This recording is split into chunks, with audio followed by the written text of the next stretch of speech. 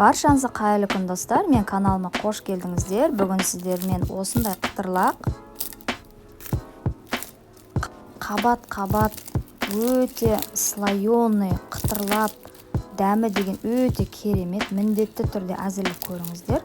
Менің каналыма тіркелмеген болсаңыздар, міндетті түрде каналыма тіркеліп, менімен бірге әзірлеп көріңіздер.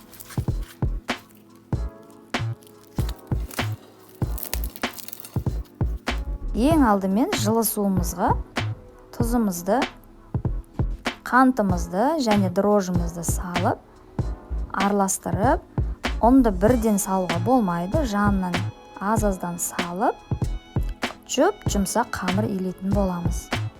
Қамырымызды жарты сағатқа ғана илеп қоятын боламыз. Одан жарты сағаттан асып кететін болса, қамырымыз қатты ашып кетеді. Қатты қамыр ашыған болса, біздің майымызды тез өзіне сіңіріп қатпары болмай қалатын болады қамырымыз. Мен екі түрлі қаттамадан жасайтын болам. Бірінші пиязбен, екінші пиязсыз. Алдын ала пиязымызды майдалап турап, тұзымызды, бұрышымызды салып, жақсылап мұжғылап бір шетке қойып қоятын боламыз.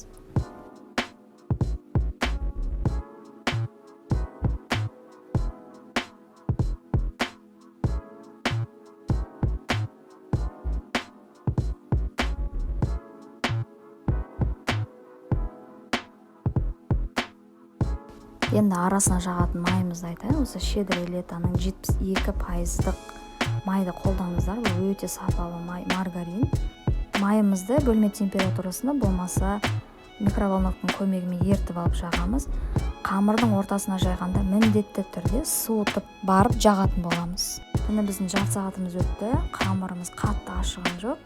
Осы қамырды екіге бөліп, міне өте жұмсақ болған.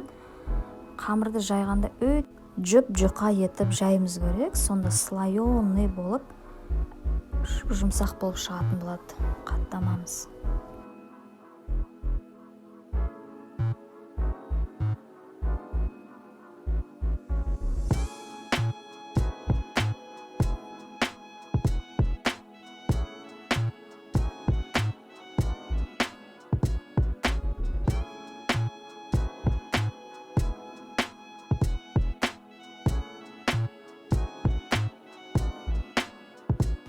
Қамырымызды жайдық, суыған майымызды арасына жағып, алдын ала дайындалып қойған пиязымызды салып, қамырымызды орайтын боламыз. Видеодағыдай көрсеткендей етіп ораңыздар.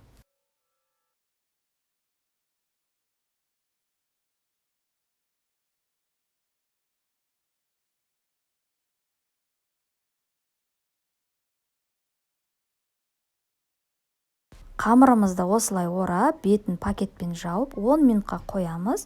Сосын қолдың көмегімен жайып шығатын боламыз. Болмаса оқтаудың көмегімен жаямыз. Алдын ала духовкамызды 200 градусқа қыздырып, 20-25 минут қызарғанша пісіріп алатын боламыз. Бетіне жұмыртқа, сүт ештеңе жақпаймыз, өзі қызарғанша пісіріп алатын боламыз.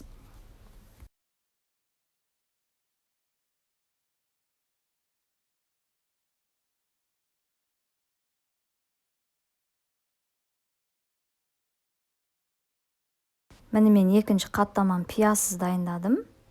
Міне біздің қаттамамыз дайын болды. Өте дәмді, қытырлақ болып шығады. Видеоны соңына дейін көрген болсаңыздар, мен видеома лайк басып, каналыма міндетті түрде жазылып қойыңыздар. Алдыңғы уақытта менің дәмді, керемет рецепттерімді жіберіп алмас үшін арнама тіркеліп қоюды ұмытпаңыздар.